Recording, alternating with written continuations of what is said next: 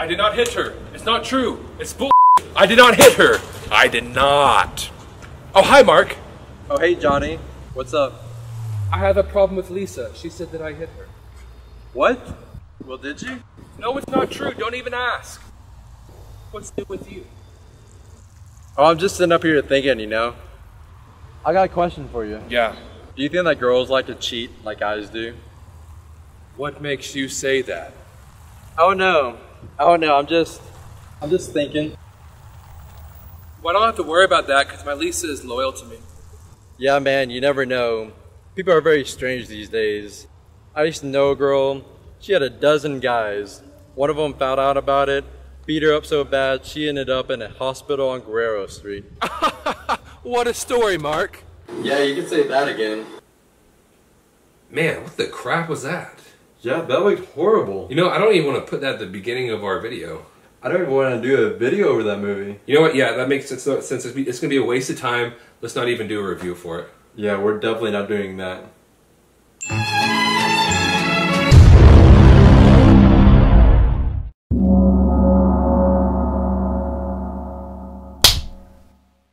You know what they say, love is blind. Hey guys, welcome to our second, but technically first episode of Moronic Movie Mayhem. The only reason why I say that is because our very first one was over Christian Mingle, and at that time we had this weird meaning of Moronic Movie Mayhem where it was just random movies that made no sense to review.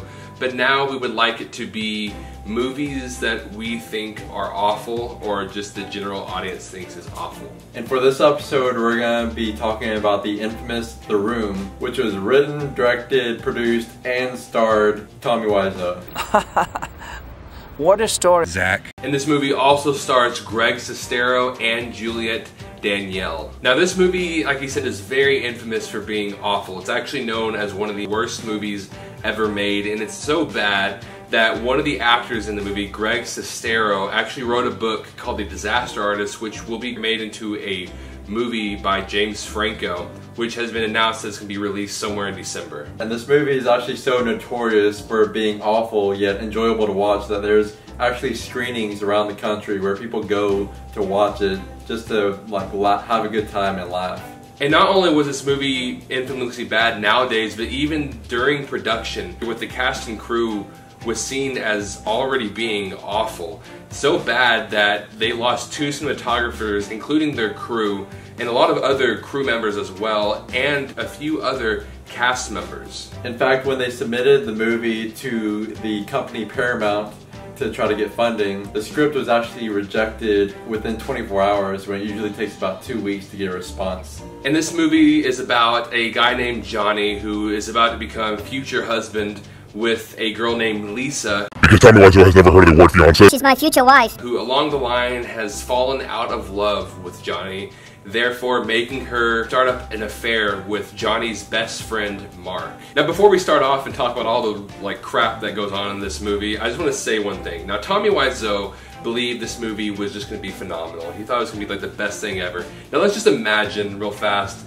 that this movie actually had some good writing, it actually had good acting, good direction. This plot, the one that I just said, okay, is so generic that there's no way this movie wouldn't have gotten lost in all the rubble of other movies that have ever been made. Now saying that, here we are. Let's start this review over The Room.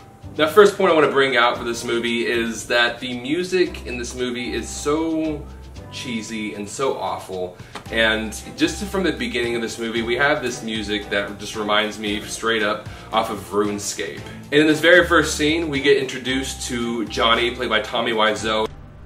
Hi, babe. And Lisa, played by Juliette Danielle, and we get a little sneak peek onto the great Tommy Wiseau laugh for this movie, which kind of reminds me of a child telling him a bad joke. Anything for my princess.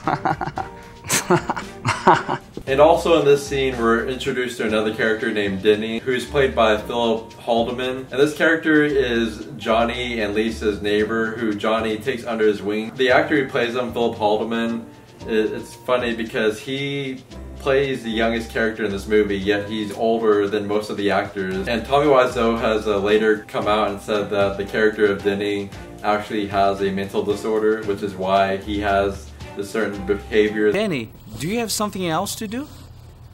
I just like to watch you guys. And it's funny because the actor who plays Denny was never told that his character should have a mental disorder. And then we get to the very first sex scene of this entire movie. And also, just to let y'all know, for each of these sex scenes that we bring up, I'm going to put a timestamp about how long these sex scenes are, because I actually watched this and timed how long each of them were. And there's a lot of sex scenes in this movie, trust us. And this sex scene includes ridiculous music, sprinkling of rose petals, belly button humping, and a butt shot of Tommy Wiseau as requested by Tommy Wiseau. Next, we're introduced to Lisa's mom, Claudette, played by Carolyn Minogue. The Room was actually Minogue's first ever movie to play in. And in this scene, we're first introduced to the fact that Lisa has fallen out of love with Johnny. This movie has a tendency to repeat certain lines over and over again throughout the entire movie. Look, I don't want to talk about it. Look, I don't want to talk about it. I don't want to talk about it. Look, I don't want to talk about it. I don't want to talk about it. And after this scene, Lisa calls Johnny's best friend, Mark, played by Greg Sestero, and she is telling him to come over the house, and by the end of this conversation we still have no idea who Mark actually is. There's a lot of blurry shots, and it's because a lot of times the people behind the camera didn't bother to check to see if the lenses were correct. And this brings us to our second line that's repeated throughout the entire movie. Johnny's my best friend. Johnny's my best friend. He's your best friend. I'm so happy I have you as my best friend. Come on, Johnny's my best friend. Mark's his best friend. And here Lisa seduces Mark into having sex with her, and this is our second sex scene, which happened less than 10 minutes after the first one. And we also get to see how Mark weirdly shifts his blame onto other people, and he never actually takes any responsibility for any action he ever does. Why did you do this to me? And this brings us to one of the most famous scenes in this movie, the flower shop scene. And honestly, words can't describe this scene as well as just showing y'all, so here you go. Hi. Can I help you? Yeah, can I have a dozen red roses, please? Oh, hi, Johnny. I didn't know it was you. Here you go. That's me. How much is it? It'll be $18. Here you go. Keep the change. Hi, doggy. You're my favorite customer. Thanks a lot. Bye. Bye-bye. And next we find out that Johnny has unfortunately not been given the promotion that he was sure he was going to get, because we all care about everything that happens to these characters, right? Did you get your promotion? Nah. You didn't get it, did you? So to take stress off of him, Lisa decides to walk in the most awkward way possible with drinks, which the cameraman decides to oh so strangely zoom into the drinks while she was pouring them. I'm tired. I'm wasted. I love you, darling. And this brings us to, yep, you guessed it, our third sex scene of this movie. Honestly, it's starting to feel like Tommy Wiseau didn't know how to show connections between characters through dialogue, so he just decides to have them have sex with each other all the time. In this sex scene, Tommy Wiseau was actually wanting to film another sex scene with Lisa, but the character who played Lisa felt uncomfortable with that, so he actually just used unused footage from the first one. Lisa has another conversation with her mom. And I'm dying. You're not dying, Mom. I got the results of the test back. I definitely have breast cancer. Woo-hoo! And we begin to see that the only point for the character of Claudette is to tell the audience how great of a guy Johnny really is. Throughout this entire movie, any conversation between Lisa and her mother Claudette is the exact same thing. And from this conversation, we also begin to understand how bad of a mother Claudette actually is, because in this scene, Lisa decides to lie and say that Johnny hit her while he was drunk the night before, and Claudette doesn't actually seem that concerned with it, and she just keeps on talking about how he's her financial security. And now we are introduced to two random characters that we've never seen before, who decide to walk into Johnny's house out of nowhere and have sex. And throughout this scene, it seems like the guy in the relationship is gradually losing brain cells. Lisa and her mom enter the room, and Lisa's mom says exactly what the entire audience watching this movie is thinking. What are these characters doing here? So in this conversation between Lisa and her mother, it makes it sort of confusing how Lisa truly feels about Johnny, because this is like one of the only times where she's actually talking good about Johnny to another person. Next is one of the most ridiculous dramatic scenes I've ever seen, and that's when we're introduced to a character named Chris R., who is a drug dealer that Denny owes money to. And this actor who plays Chris R. is probably the best actor in this entire movie. And to be honest, he's actually a decent actor. I'm gonna ask you again, Denny. Where's my money? I don't have anything. Where's my money, Denny? And Lisa and her mom, Johnny and Mark all rush in to stop Chris R. from shooting Denny. And two things about the scene.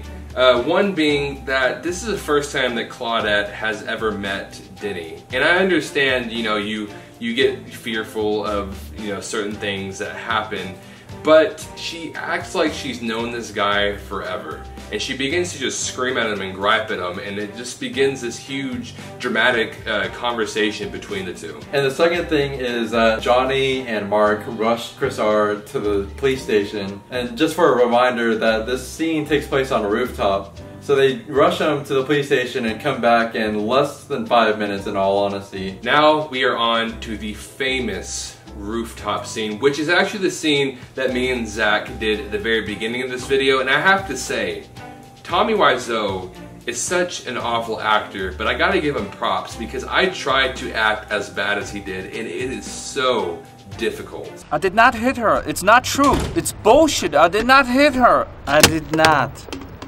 Oh, hi, Mark. Oh, hey, Johnny, what's up? I have a problem with Lisa. She said that I hit her.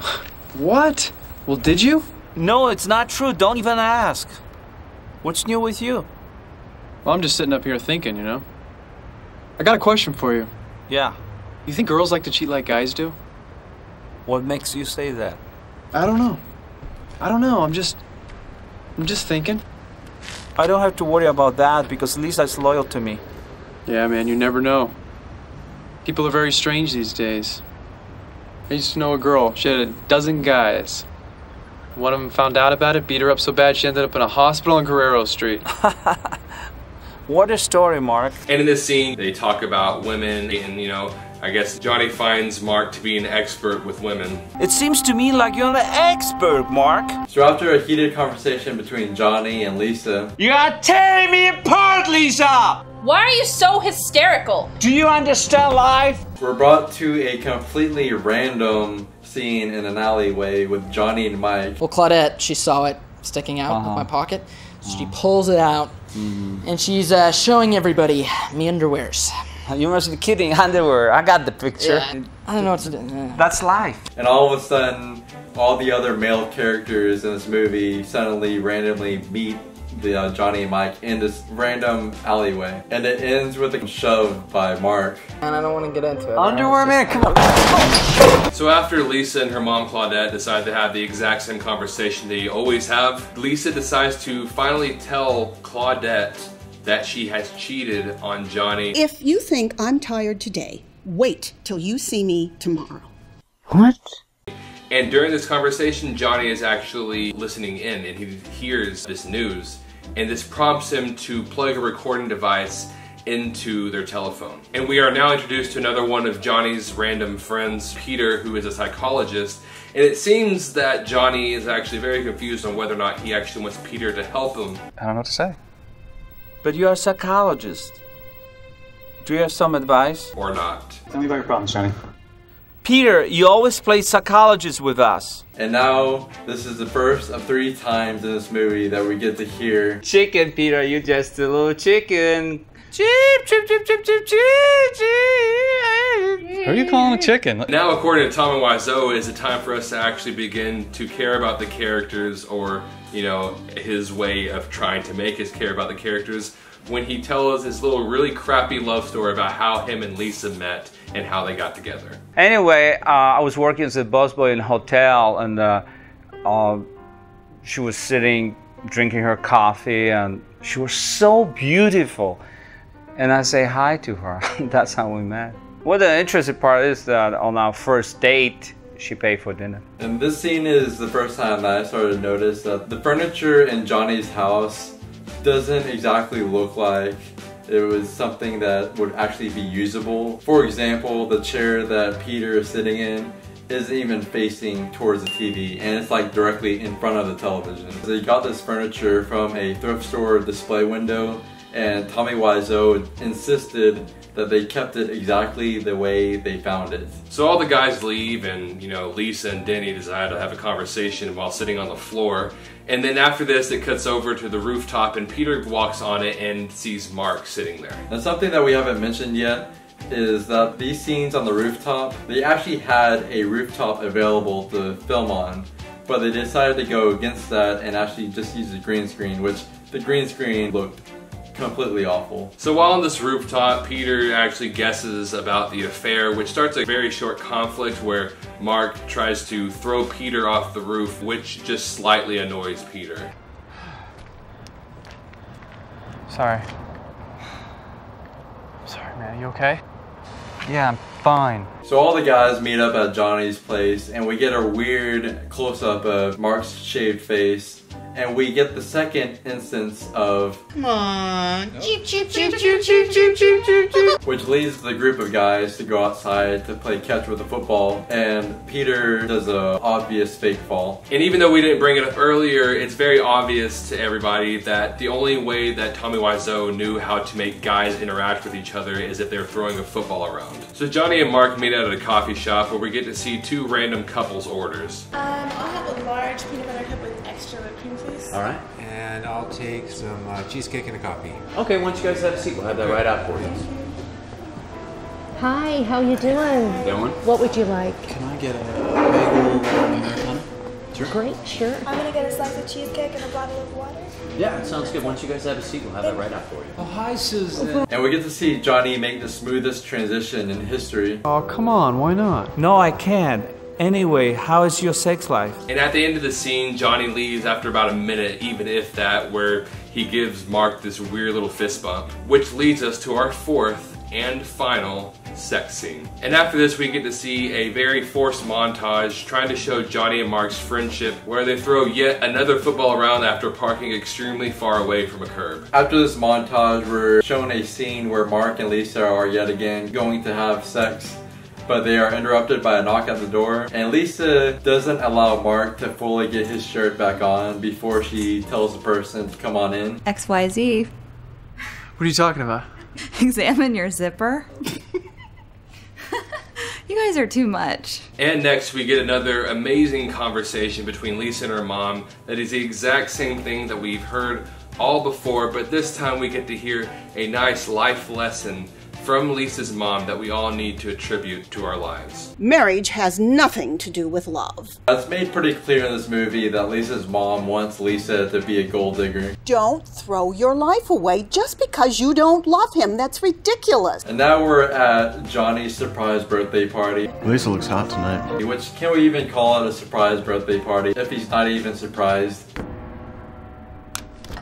Surprise!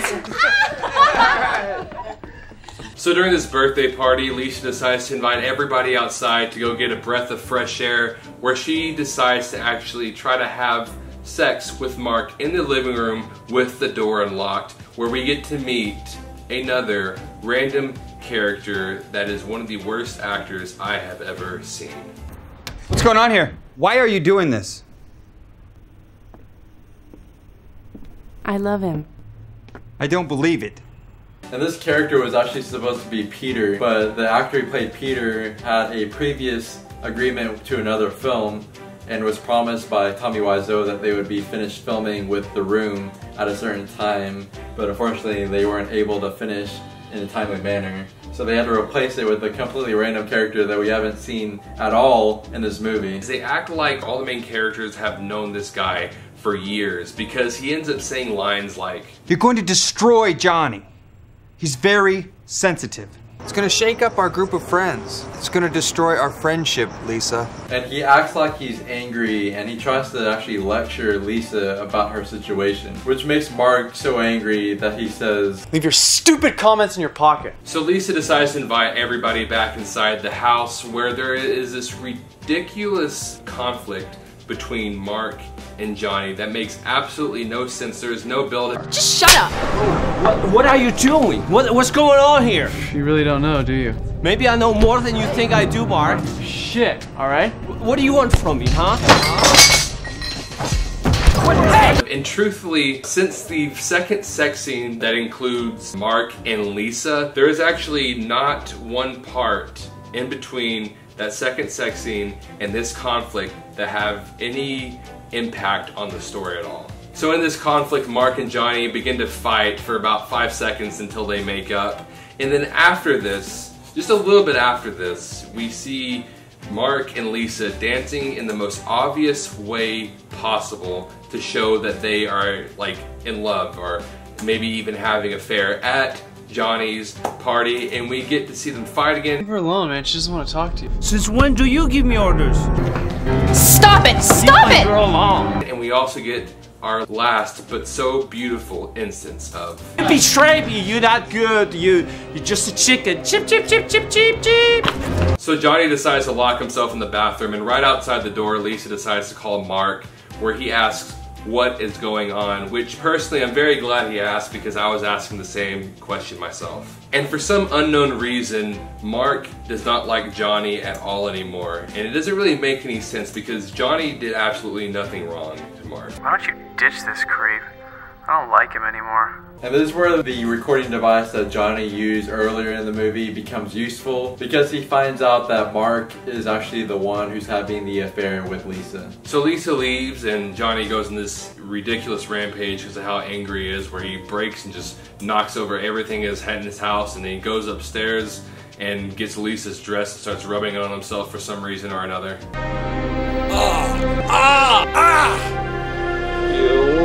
And then he grabs a gun, and in a very crappily done slow motion scene, he shoots himself.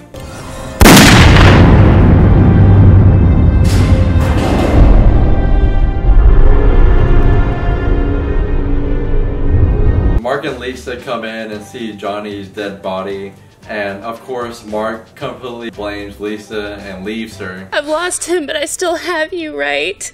Right? Have me? You'll never have me. Killed him. And that's how the movie ends.